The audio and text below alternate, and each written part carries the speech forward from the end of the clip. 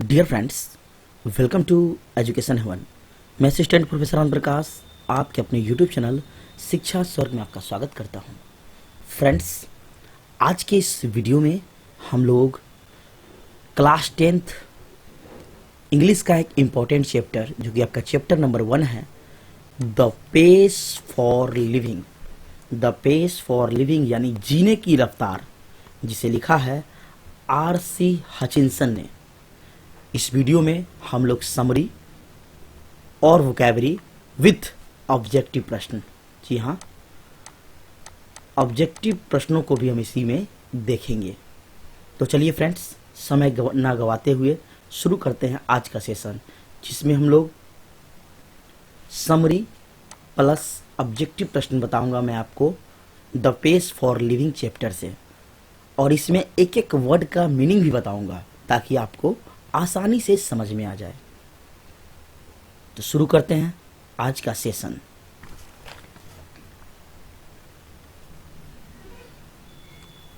About R.C. Hutchinson, मतलब कि R.C. Hutchinson के बारे में पहले हम लोग जानेंगे। इनका पूरा नाम है रॉय कॉरिटन हचिंसन, जिनका जन्म 23 जनवरी 1907 को हुआ था, यानी 23 जनवरी 1907 में। कहाँ हुआ? ब्रिटिश में, यानी ब्रिटेन में। इनका पेशा क्या था, ऑक्यूपेशन? तो यह लेखक थे, राइटर एंड नोवेलिस्ट और उपन्यासकार थे। इनका वर्क है नोवेल राइजिंग, 1975 में आया था, जो कि बुकर प्राइज के लिए शॉर्टलिस्टेड हुआ था। इनके और भी कुछ नोवेल हैं, जैसे द अनसरिंग ग्लोरी 1932 में लिखा था इन्होंने, द अनफॉरगॉटन प्रिजनर 1933 में। तो ये था आपका अबाउट R.C. हचिंसन के बारे में, यानी लेखक के बारे में। इतना इम्पोर्टेंट जानकारी था जो कि आपके एग्जाम के लिए काफ़ी इम्पोर्टेंट है। तो अब हम लोग समरी को विस्तार से देखेंगे, यानी सारांश को।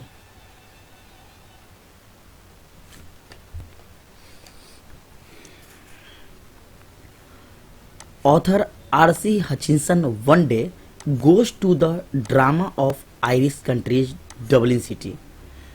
लेखक R.C. हचिंसन जो है, एक दिन आयरिश कंट्रीज यानी डबलिन शहर में जाते हैं।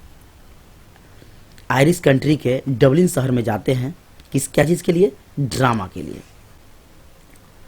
The main character of that drama is a corn trader. यहाँ जो मुख्य जो है कैरेक्टर रोल प्ले करना था, वो था एक मक्का व्यापारी का। कॉर्न मीन्स क्या होता है? मक्का। ट्रेडर मीन्स व्यापारी, यानी कि व्यापार करने वाला। Who is a very timid and weak man, जो कि बहुत ही कायर। टिमिड मीन्स क्या होता है आपका? कायर होता है। एक एक वर्ड आप लिखते चलेंगे। Who is a very timid and weak man, weak means होता है आपका कमजोर, जो कि बहुत ही कायर और कमजोर व्यक्ति था। Her nephew and wife ruined her money, उसका भतीजा। नेफ्यू मीन्स क्या होता है आपका? भतीजा। एंड वाइफ, उसकी पत्नी जो है, रुइंड हर मनी, उसका पैसा को क्या कर दिया? बर्बाद कर दिया, यानी तहस नहस कर दिया। And made her very sad, और उसे बहुत ही उदास कर दिया। किस कारण से? उसका भतीजा और उसकी पत्नी जो है बहुत ही पैसे बर्बाद करती थी, इस कारण वह काफी उदास रहता था। Due to his unbearable sorrow, इस कारण से उसके पास जो है असहनीय दर्द था। सॉरो मीन्स क्या होता है? दुख होता है। क्या होता है? दुख। अनबियरेबल, जो सहन न कर सके, यानी असहनीय। He says that my life speed has reached 100 miles per hour, इसलिए वो कहता है मेरा जीवन जो है 100 मील पर आवर के हिसाब से जो है गति में रहता है, चल पहुंचता है। कितना? 100 miles. Next, it seems good to the writer as well as the speed of life, ऐसा प्रतीत होता है कि यह राइटर के लिए जो है जीवन की गति उससे अच्छा है।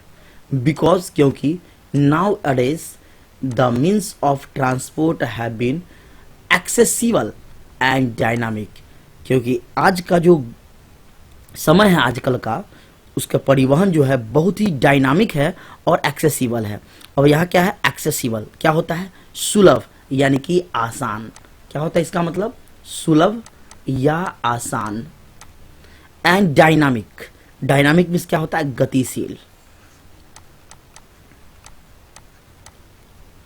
फॉर दिस रीजन, इस कारण से, रीजन मीन्स होता है आपका कारण। He eats lunch and lunch in New York, इस कारण से वह लंच करते हैं। लंच कहाँ करते हैं, न्यूयॉर्क में करते हैं। लंच मीन्स आपको पता ही होगा, दोपहर का भोजन। नेक्स्ट पैराग्राफ देखते हैं। The writer also feels this speed of life bad, लेखक को भी ऐसा महसूस होता है कि जीवन की गति जो है ना बहुत ही बुरी है। बैड मीन्स बुरा, स्पीड मीन्स गति, फील्स मीन्स महसूस करना। बिकॉज, क्योंकि the life of the people has become dull due to excessive speed, क्योंकि लोगों का जीवन जो है ना वो नीरस हो चुका है बहुत ज्यादा गति के कारण से। डल मीन्स क्या होता है आपका, नीरस। Contingent incidents and problems have started to emerge. अब यहां क्या है आपका, कंटीजेंट क्या होता है, आकस्मिक। आकस्मिक यानी तुरंत, अचानक से। यह एक आकस्मिक घटना और समस्या है। प्रॉब्लम मीन्स समस्या, जो कि शुरू हो चुकी है जीवन में। नेक्स्ट,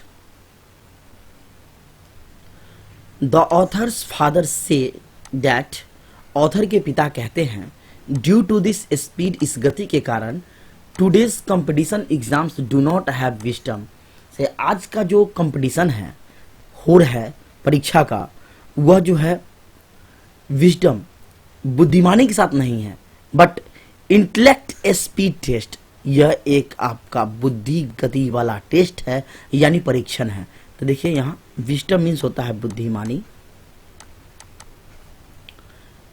इंटेलेक्ट मीन्स होता है नॉलेज यानी कि ज्ञान या बुद्धि, स्पीड मीन्स होता है आपका गति, टेस्ट मीन्स होता है परीक्षण। That's why author calls himself slow thinkers, इसीलिए क्योंकि लेखक जो है वो अपने आप को कहते हैं स्लो थिंकर यानी धीमी सोच वाला। स्लो मीन्स धीमा, थिंकर यानी कि सोचने वाला। Giving an example of this, इस उदाहरण देने के साथ, द ऑथर सेज डैट, लेखक कहते हैं, ऑथर मीन्स लेखक, if a man does not understand the story of the actress, इसलिए जो है एक्ट्रेस की कहानी जो है यह कोई समझ नहीं सकता, एंड ड्रामा, और ड्रामा की, of the drama, to help him understand, उसे समझने में मदद करने के लिए, he takes the help of his wife, इसलिए वह जो है इसे समझने के लिए अपनी वाइफ की मदद लेते हैं, अपनी पत्नी की मदद लेते हैं। इन द एंड यानी कि अंत में, द ऑथर सेज डैट, अंत में लेखक कहते हैं, that if a man does not understand the momentum of his life, जो जीवन के पल को, मोमेंटम मीन्स क्या होता है, पल, जो लम्हा होता है ना उसको बोलते हैं मोमेंटम। अंडरस्टैंड मीन्स होता है आपका समझना, जो जीवन के पल को समझ नहीं सकता है इस जीवन में, and does not go with him, और उसके साथ नहीं जाता है, then his life can be vain, उनका जीवन वैन हो जाता है। तो फ्रेंड्स, उम्मीद है आपको काफी अच्छे से जो है समझ में आया होगा। मैंने आपको इंग्लिश टू हिंदी, जी हाँ, इंग्लिश टू हिंदी पूरा मैंने आपको एक एक अर्थ इसमें आपको बताया है। फिर से मैं आपको शॉर्ट में हिंदी कह रहा हूं, आप ध्यान से सुनेंगे।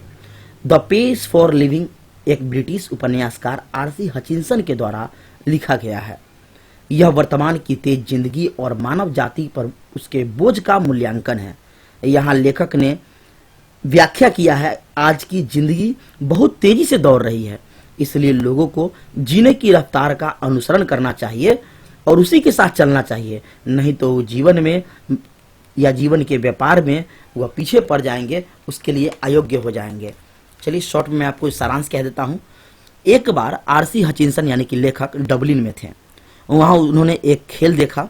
एक वयस्क अनाज व्यापारी यानी मक्का व्यापारी, कॉर्न मर्चेंट, उस खेल में मुख्य पात्र था। वह अपने परिवार के सदस्यों के साथ जो है व्यवहार, उसमें जो व्यवहार हुआ उनको बहुत दुखी थे उस व्यवहार से। उनका दिल बहुत कमजोर था। उसका भतीजा उसे धोखा देता था। उसकी पत्नी किसी भी पर्व में 10 पाउंड खर्च कर देती थी, यानी बहुत खर्चीली थी। मैंने आपको बताया पीछे कि उसका भतीजा और उसकी पत्नी जो है बहुत पैसा खर्च करता था, जिससे वो कमजोर पड़ गया था। वह जीवन की रफ्तार में चलने में अक्षम था, यानी कि सक्षम नहीं था। इसलिए वह बहुत चिंतित रहता था। वह कराह रहा था दर्द से, क्योंकि उसका कहना था कि 1000 मील घंटे से चलने वाला हवाई जहाज उड़ रहा था, किंतु यह तो उसके लिए अत्यधिक था। यह पंक्ति लेखक के लिए बहुत मोहक थी। इस पंक्ति से लेखक के ऊपर एक खास प्रभाव डाला। लेखक ने भूत और वर्तमान की, यानी कि पास्ट और प्रेजेंट की तुलना की। पूर्वज लोग बहुत सरल जीवन जीते थे, बढ़िया से जीवन जी लेते थे पहले के लोग।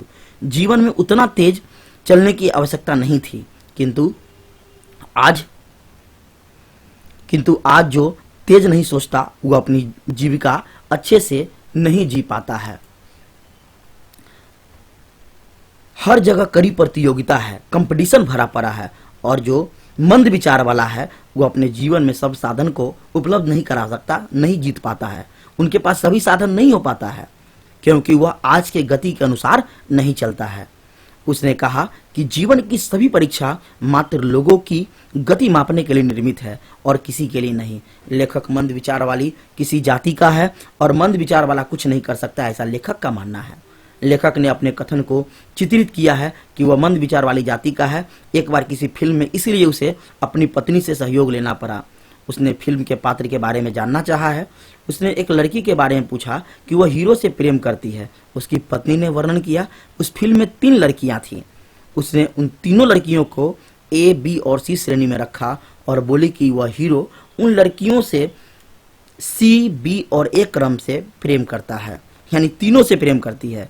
उसने उसे हीरो की पहचान भी बताई, किंतु उसके साथ फिल्म देखने वाले लोग उससे कहीं अधिक तेज थे। उन्हें फिल्म को समझने में कोई कठिनाई नहीं थी। इस प्रकार लेखक ने अपना मशविरा दिया, सलाह दिया कि हमें तेज जिंदगी के साथ अनुसरण करना चाहिए और दिमाग को तेज सोचने के लिए प्रशिक्षण देना चाहिए। तो स्टूडेंट्स, फ्रेंड्स, आप भी तेज गति से चलिए।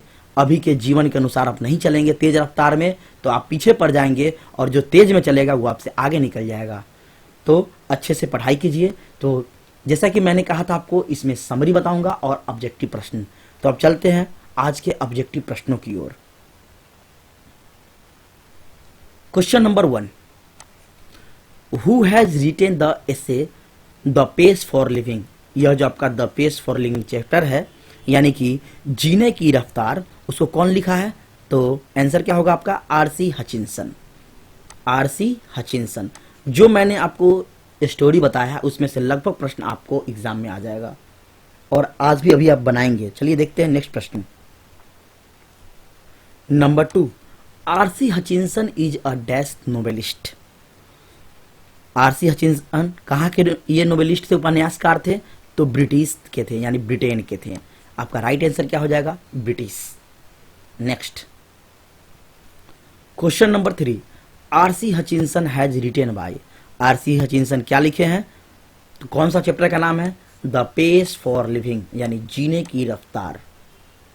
नेक्स्ट नंबर 4,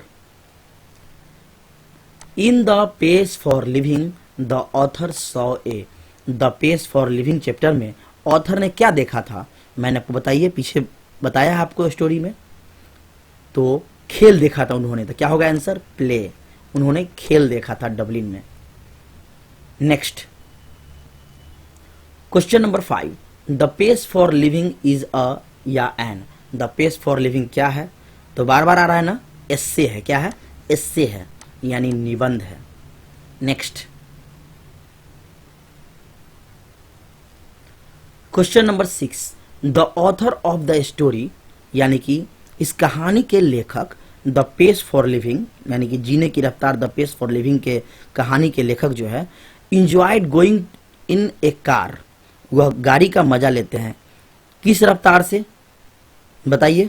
तो आपका आंसर हो जाएगा 90 माइल्स एन आवर, ये 90 मील प्रति घंटा। राइट आंसर आपका ए हो जाएगा। Next question number 7, the writer of The pace for Living belongs to the tribes of, लेखक जो है द पेस फॉर लिविंग के लेखक वह किस जाति से संबंध रखते थे। तो मैंने आपको बताया है पीछे, क्या होगा आंसर आपका, स्लो थिंकर, धीमी सोच वाले, मंद बुद्धि सोच वाले, मंद गति से सोचने वाले जाति से बिलोंग करते थे।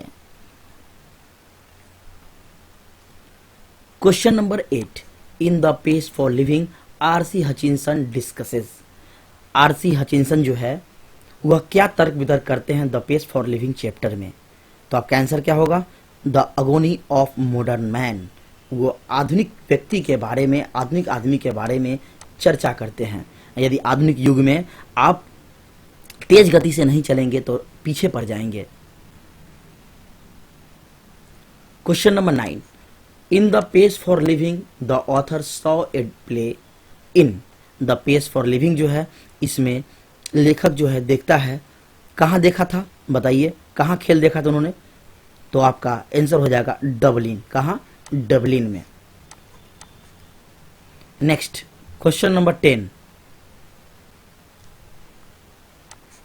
इन द एस्से, इस एस्से में, the pace for living essay में, द कॉर्न मर्चेंट इज, मक्का व्यापारी है क्या है। तो मैंने आपको बताया था वो काफी चिंता में रहता था, यानी एन एनक्सियस मैन, एक चिंतित व्यक्ति। राइट आंसर आपका बी हो जाएगा। Next question number 11, the corn merchant heart was, मक्का व्यापारी का दिल क्या था, बहुत मजबूत था, साउंड लेवल था, वीक कमजोर था, फास्ट तेज था। बताइए आपका आंसर क्या होगा। तो मैंने आपको बताया ना, कमजोर था, क्या था, बहुत कमजोर था। Next who is a slow thinker, धीमी सोच वाला, मंद सोच वाला, मंद गति सोचने वाला कौन था। आपका आंसर क्या हो जाएगा, द ऑथर, लेखक था।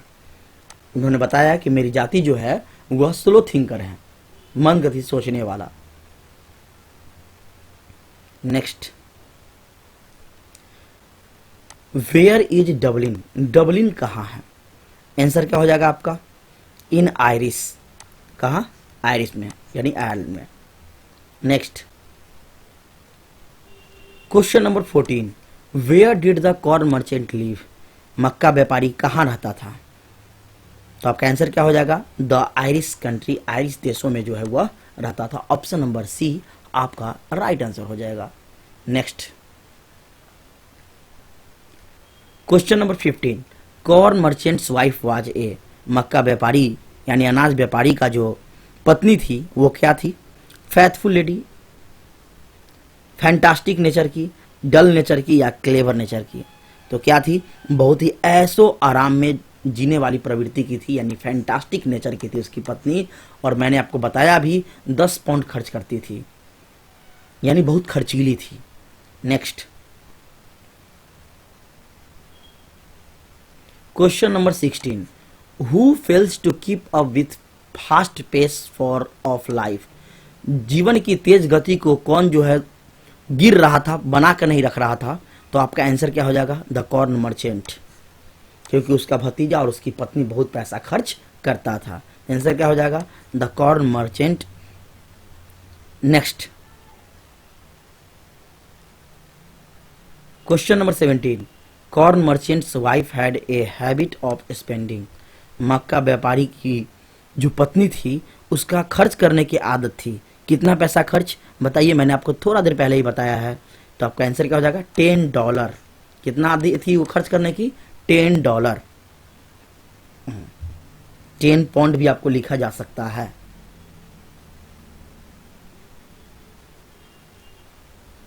Question number 18, dash has become fast, कौन तेज था। तो ट्रैवलिंग, यानी जो गति है आज यात्रा करने की वह बहुत ही तेज थी। और आंसर क्या हो जाएगा आपका, डी, यानी कि travelling. Question number 19, who went to watch a movie along with his wife, कौन जो है पत्नी के साथ मूवी देखने गया था। तो मैंने आपको स्टोरी में बताया है कि लेखक जो है गए थे देखने के लिए, जहाँ 3 लड़कियां को बोला जाता है किससे प्यार करती हो, तो ABC ऐसे करके था ना। तो यही आपका यानी कौन गया था देखने के लिए, तो द ऑथर यानी लेखक गए थे अपनी पत्नी के साथ मूवी देखने के लिए, फिल्म देखने के लिए। Next question number 20, who is the main character in this play, इस खेल में सबसे मुख्य कैरेक्टर किसका है, आप बता दीजिए क्या होगा आंसर। तो पूरी कहानी में चर्चा है, सारांश में चर्चा है आपका कॉर्न मर्चेंट का, एक अनाज व्यापारी जो कि बहुत ही चिंतित रहता है। तो फ्रेंड्स, मैंने आपको आज की इस वीडियो में 20 ऑब्जेक्टिव प्रश्न बताएं, जितने इस चैप्टर से मुख्य प्रश्न निकलते थे वो मैंने आपको बता दिया। समरी बताया, यानी कि पूरा चैप्टर का जो शॉर्ट स्टोरी होता है वो मैंने आपको बता दिया। उसके अलावा वर्ड मीनिंग मैंने आपको बताया, एक एक लाइन का वर्ड बताया है। तो आप अच्छे से इसे पहले नोट डाउन कर ले और फिर इसे याद करें, आसानी से आपको याद हो जाएगा और समझ में आ जाएगा। तो फ्रेंड्स, फिर मिलते हैं नेक्स्ट वीडियो में सेकंड चैप्टर के साथ। तब तक के लिए धन्यवाद। Thank you for watching this video.